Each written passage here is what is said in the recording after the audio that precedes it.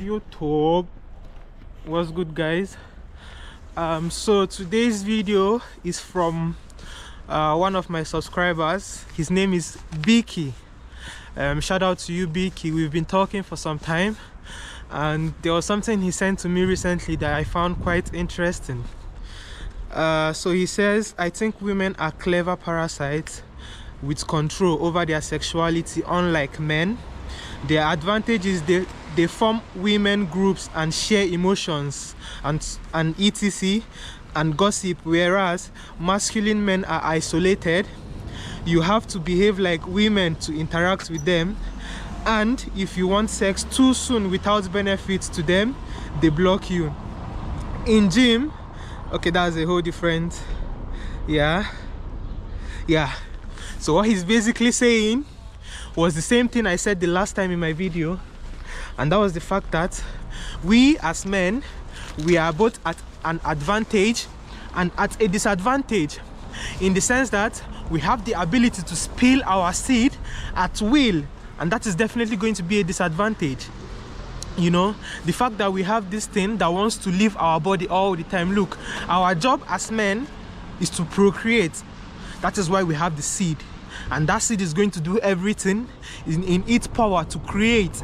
Do you understand? That is why you find yourself always horny. That is why you find yourself hornier than women are much more hornier than you, but they have much more control over it because they do not have a necessity to expel something from their body.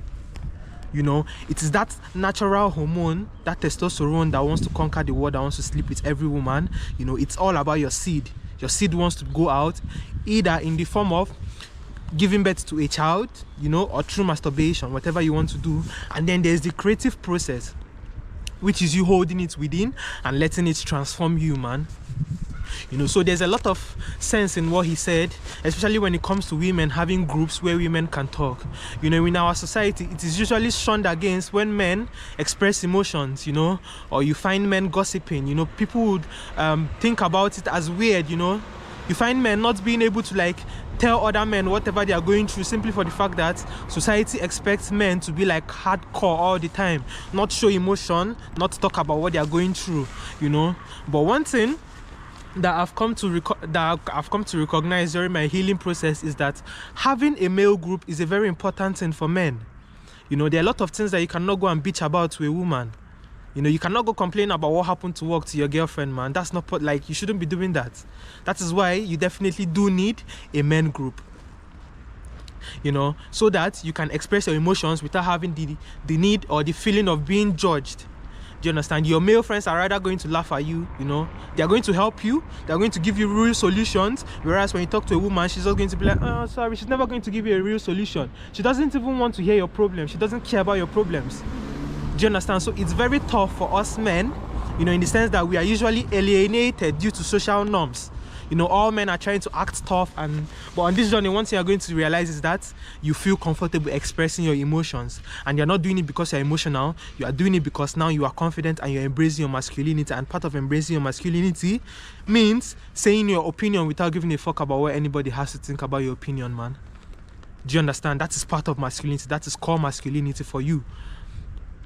You know, so again, he says something about women being like parasites who have the ability to control their sexual urges, you know, and then that is why they're able to play men, which I find true, you know, but I wouldn't necessarily want to use the word parasite, although that's their nature. You know, they necessarily do need a man for survival. Although feminists will tell you that I don't need a man for this, I don't, bro. The heavy jobs that are being done, buildings, all are done by men. So let's leave feminism for now. You know, let's leave them being parasites for now, because that is just their nature. They need to be dependent on you. They cannot survive on their own.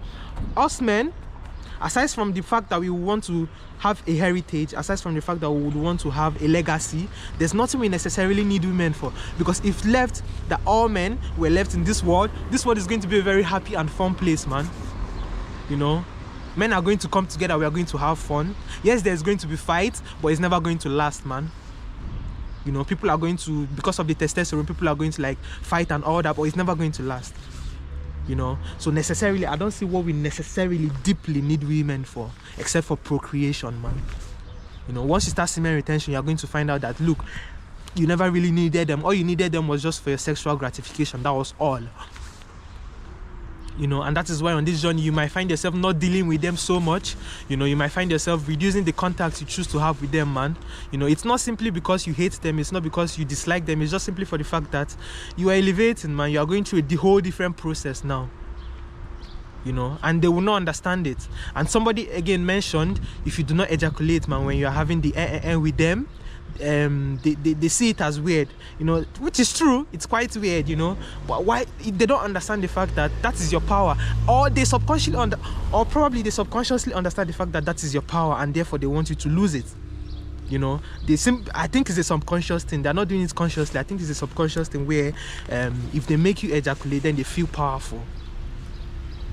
You know, I think it's a subconscious thing. I think that's the true thing, you know. So guys, you should be careful, man, who and how you interact with women on this journey, man. You know, you are different. You are moving to a different terrace in life, man. You are moving to a different path in life. So you are going to be required to act differently. You know, you are going to be required to have different movement. You are going to be required to have different patterns to you, man. You can't be moving like every other person out there. You can't be moving like every other normal person out there, man. You are not the same as those guys on the street. Start accepting it, man. If you're on retention, you are not the same as those guys walking the streets. You are different. And women can tell. They can tell, bro. Just today, there was a woman sharing flyers in the train where I was in. And immediately she walked in, scanned the whole train, walked directly to me. I was at the end of the train. She had to like pass everybody sitting there, man, and came to give me the flyer and was like, look, we are all just talking about like how can we make this city better for like foreigners and all that, you understand? But the whole conversation shifted after 1 minute and it got personal. We started talking about like things about ourselves, man. And she did, bro. Women are clever beings, man. And she made it look like a mistake, but she just used her leg to just like this on me. I was feeling it. I could tell what she was doing, and when she does it, she looks to me in the eyes to see if like how I'm reacting. Do you understand, man? So they can tell the energy you possess, bro. And when you give them least attention, that is when they're going to come more on you. You know, this thing is all about energy. Life is all about the game of energy, man. Who possesses the highest of it? And like somebody said, in the land of the blind, the man with one eye is the leader and the king. Same way, in this world, in this our earth, in the land of the men who loses their power and semen every day, the man who retains his semen becomes the king of all. Again, I hate being called king. You know, I hate being addressed as something. I'm just a guy with a camera, you know. So guys, appreciate this journey for what it is, man. You know, it is more than women attraction. It is more than getting laid. It's more than, I mean, it's all fun, it's all nice. It gives the ego gratification that women are finding you attractive, but that is not the point. If you were not on this journey, if you were spilling your seed, they will not find you attractive. So if you go on because they are finding you attractive and then you go and give them your seed, you play into the attraction, you are going to lose. It's all a lose-lose game, man. You cannot win dealing with women on this journey. You can't win. So the best way for you is to keep on being celibate, keep on being chaste, and you are going to see where the universe is going to take you, man. I have a meeting and I'm going to see you guys later.